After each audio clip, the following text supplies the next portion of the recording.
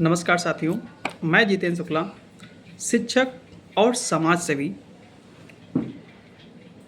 आप सभी को फिर से नमस्कार करता हूं और साथ ही साथ इस टाइम अगर देश के हिसाब से देखा जाए तो सभी को इस टाइम बहुत आहत होने वाली समस्या का सामना करना पड़ रहा है। जैसा कि आप सभी लोगों ने देखा होगा, न्यूज़पेपर पढ़ा होगा, न्यूज़ में देखा होगा कि दिल्ली में बम धमाका हुआ है, जिसमें बहुत सारे लोगों ने 9 मौत और लगभग 19 लोग 20 लोग घायल हुए हैं।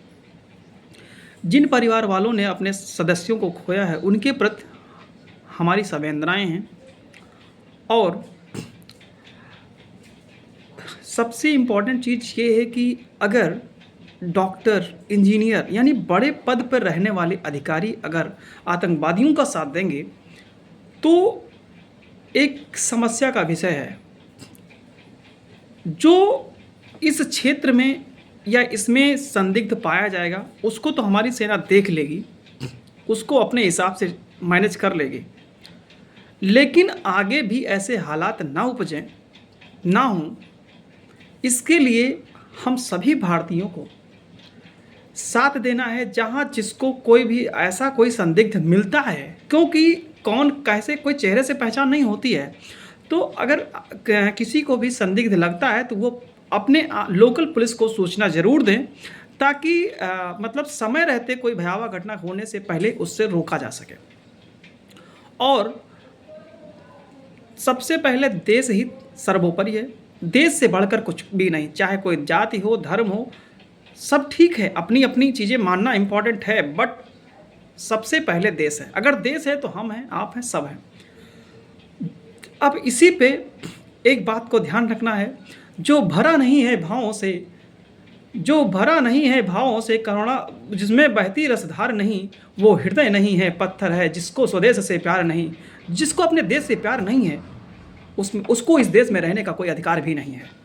तो मैं बस इतना कहना चाहूँगा, राष्ट्रीय जांच एजेंसी माननीय गृह मंत्री हमारे अमित शाह जी ने सौंप दी है और हमारे पीएम ने भी इसके लिए जितनी भी जल्दी हो सकता है उसकी जांच करने के बाद इसकी कड़ी से कड़ी सज़ा भी दी जाएगी और उसका बदला भी लिया जाएगा। लेकिन अब बदलाव नहीं, अब जो भी उस आतंकी के शमशान तक जाएगा वो हर एक आतंकी है और उसको उसके हिसाब से, यानी कि इस जगह ऐसी जगह गाड़ दिया जाए कि वो दोबारा कभी निकले ही ना, चाहे जैसे मोहम्मद हो। अब जैसे हम लोगों ने बदला लिया, भारतीयों ने बदला लिया, ठीक है, लेकिन अब कोई भी आतंकवादी नहीं बचना चाहिए। अगर उसका कोई देश साथ दे रहा है तो उसके साथ साथ उस देश को भी अपने हिसाब से सेना देख लेना चाहिए, ठीक है। तो आज मैं इतना ही कहना चाहूँगा, क्योंकि इस चीज़ से बहुत आहत मैं भी हूँ। तो मैं यही चाहूँगा कि इसका बदला इतनी कड़ी से कड़ी ली जाए ताकि जो है दोबारा ऐसा संभावना ना हो, ठीक है। और जो अपने ही देश में इस तरीके से लोग कर रहे हैं, तो चाहे अपने देश का हो चाहे विदेश का हो, लेकिन उसके साथ सलूक वैसे ही करना चाहिए और करना होगा ताकि वो कभी भी ऐसे कदम ना उठा पाएँ। धन्यवाद।